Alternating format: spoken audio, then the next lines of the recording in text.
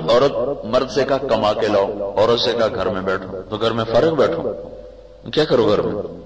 کیا کرنا ہے گھر میں بیٹھ کر؟ بڑا مشکل کام دیا ہے عورت کو اللہ تعالیٰ۔ عورت کے ذمہ لگایا ہے نسل کی تربیت کرو، نسل تیار کرو۔ یہ اسکول نسل تیار کرنے کی جگہ نہیں، مدرسہ نسل تیار کرنے کی جگہ نہیں، ماں کی گود ہے نسل تیار کرنے کی جگہ۔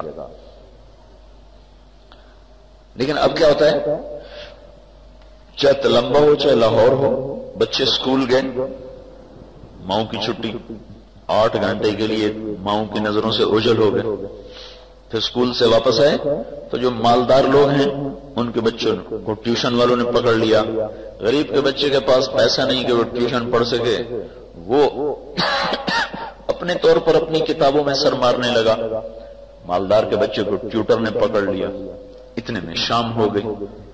تو صبح سے لے کر شام تک ماں اور بیٹے کی مل کر کوئی نشست نہیں ہوئی۔ باپ اپنی ملازمت پہ چلا گیا یا اپنے مامو شیر بازار میں دکان پہ چلا گیا، وہ ویسے ہی گھر سے غائب ہو گیا۔ شام کو جب وہ واپس آیا تو ٹیلی ویژن چل پڑا، اب ابا بھی ٹیلی ویژن کے سامنے، اماں بھی ٹیلی ویژن کے سامنے، اولاد بھی ٹیلی ویژن کے سامنے، اسی کو دیکھتے دیکھتے سب سو گئے۔ تو ایک گھر میں رہنے کے باوجود ماں باپ اولاد سے دور، اولاد ماں باپ سے دور۔ پتہ ہی نہیں ہماری اولاد میں کیا جذبے پیدا ہو رہے ہیں۔ اسکول والے کوئی اخلاق تو پڑھاتے ہیں، اسکول والے تو 2 × 2 4 پڑھاتے ہیں، 6 میں سے 4 باقی 2 تفریق پڑھاتے ہیں،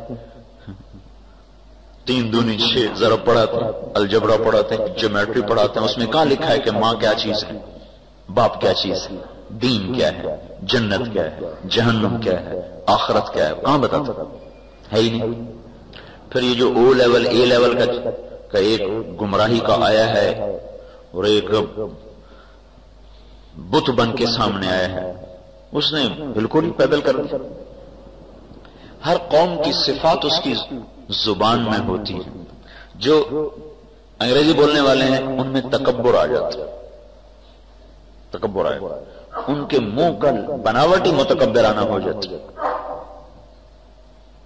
یہ میں ایسے نہیں کہہ رہا ہوں، بڑے تجربوں کے بعد بتا رہا ہوں۔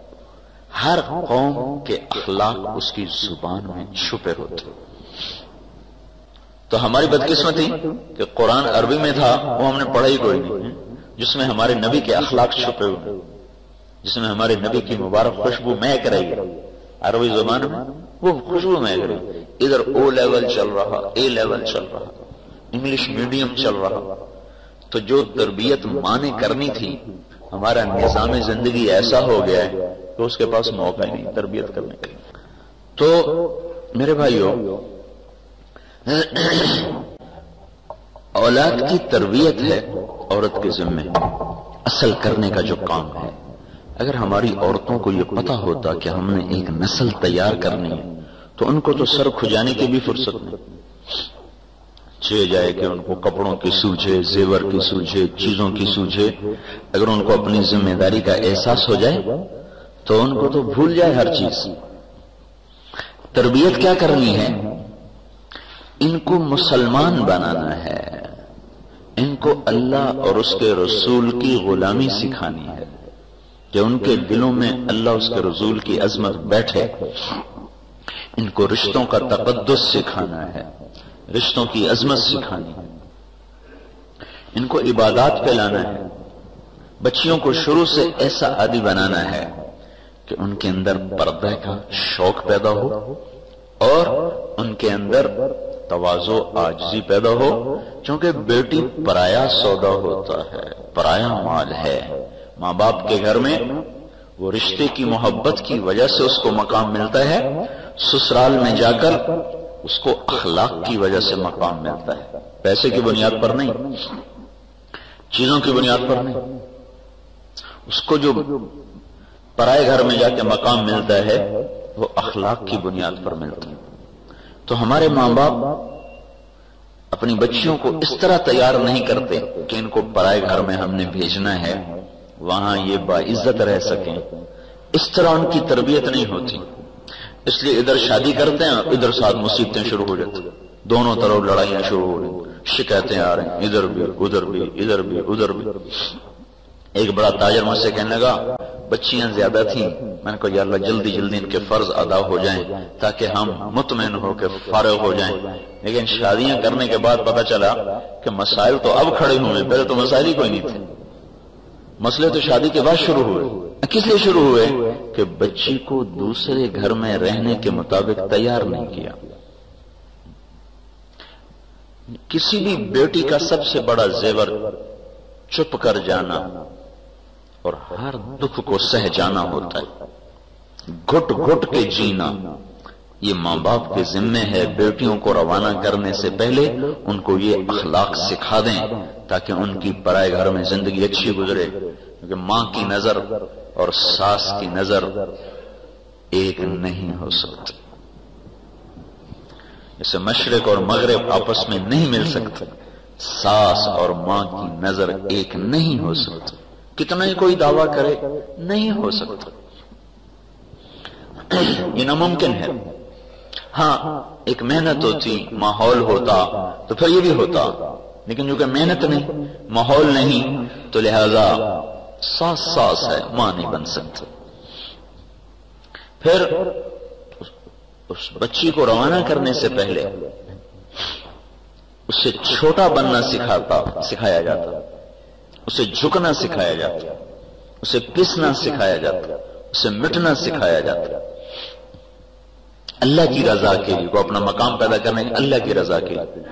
پتہ نہیں آگے کس کے ساتھ نصیب ہے، خامد اخلاق والا ہے یا بد اخلاق ہے، میٹھے بول والا ہے یا کڑوے بول والا ہے، یہ تو اللہ ہی جانے، آدمی تو اندھیرے میں تیر چلاتا ہے، مستقبل کوئی پڑھ کے تو کرتا کوئی۔ تو اگر اس بچی نے چپ رہنا سیکھا ہوگا تو ہر ایک کے ساتھ گزارا کرے گا، اگر چپ رہنا نہیں سیکھا تو پھر بڑی مصیبت۔ ایسے اپنے بچوں کو اس پر تیار کرنا کہ انہیں کسی زندگی کو ساتھ لے کے چلنے کا سلیقہ پیدا ہو۔ ہمارے ہاں کیا، بچہ جوان ہو گیا چلو جی شادی کرو، ڈاکٹر بھی بن گیا، شیخ نے دکان سنبھالی سے میں پڑھنا ہونا ہے، صرف دکان سنبھالنا تاجروں کے ہاں شادی کا معیار ہے۔ بچی کا جوان ہو جانا اور اس کے زیور کپڑے تیار کر دینا یہ شادی کا معیار، اور ہر شے بنا دیتی ہے، بس ہوں میں دی شادی کرنی، کہتا میرے پتر میری سیٹ سانبھ لئی، بس ہوں میں دی شادی کرنی۔ اب بھائی پیسہ کمانا تو سیکھا ہے، اخلاق بھی سیکھیں کہ نہیں سیکھے، کسی کو لے کے چلنے کا طریقہ بھی سیکھا کہ نہیں سیکھا، طبیعت کے خلاف کرنا بھی سیکھا کہ نہیں سیکھا۔ اگر ماں باپ نے یہ نہیں سکھایا تو انہوں نے بڑا ظلم کیا، بڑا ظلم کیا، اپنے اوپر بھی ظلم کیا ہے، اور کل کو یہ جب ان کے بیٹے بیٹیاں زندگی کا سفر شروع کریں گے تو ان پر بھی ظلم کیا۔ زندگی تو ایک مشین کے پرزے کی طرح ہے، ہر پرزہ اپنی جگہ پہ کام کرے تو انجن چلتا ہے۔ گراریاں نہیں دیکھتے جب گھومتی ہیں تو ہر گراری دوسرے کے لیے جگہ چھوڑتی ہے، تو تب جا کر گراریاں گھوم کر وہ پہیے کو گھماتی ہیں اور انجن کو گھماتی ہیں۔ اگر گراریاں پھنسنا شروع کر دیں، جہاں ایک کھڑی وہ کہ میں بھی یہاں کھڑی، تو سارا انجن ٹوٹ کے پرزے پرزے ہو جائے گا۔ جگہ چھوڑنا سکھایا جائے، جھکنا سکھایا جائے، دبنا سکھایا جائے، چپ رہنا سکھایا جائے، اللہ سے مانگنا سکھایا جائے۔ یہ اتنا مشکل کام ہے کہ نہ ماں کو فرصت ہے نہ باپ کو فرصت ہے، ماحول نہیں، رواج نہیں، ڈاکٹر بن گیا شادی کرو، تاجر ہو گیا شادی کرو، ذمہ دارہ سنبھال لیا شادی کرو، بچی کا زیور تیار، کپڑے تیار، شادی کرو، اخلاق تیار ہو گئے، اس کو دل کا زیور دے دی، اللہ کا تعلق، اللہ کی محبت، زبان کا زیور دے دیا، لہجے کی مٹھاس، بات میں تواضع اور عاجزی، اس کو ماتھے کا زیور دے دیا، جھومر، جھومر نہیں، سجدوں کا نشان ہے ماتھے کا زیور۔ یہ بڑا مشکل کام تھا جو عورت کے ذمہ تھا، نہ مردوں کو یاد رہا نہ عورتوں کو یاد رہا، اپنی مرضی پہ چلنے کا نا دستور بن گیا، اپنی مرضی پوری کرنے کا۔ لہذا ماں سگی ماں بیٹی کو کہہ دے یہ نہ کرو اور اس کی طبیعت نہ ہو تو اس کے ماتھے پہ بل پڑ جاتا.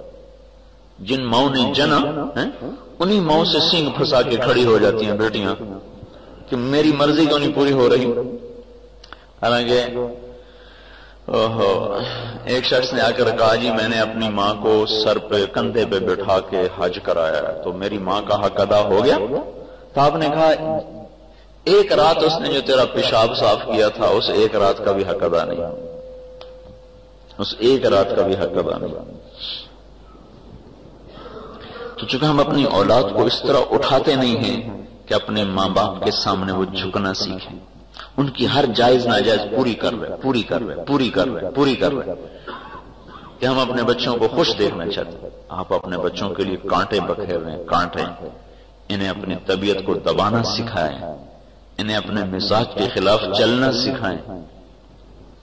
زندگیاں آباد ہو جاتی, گھر آباد ہو جاتے.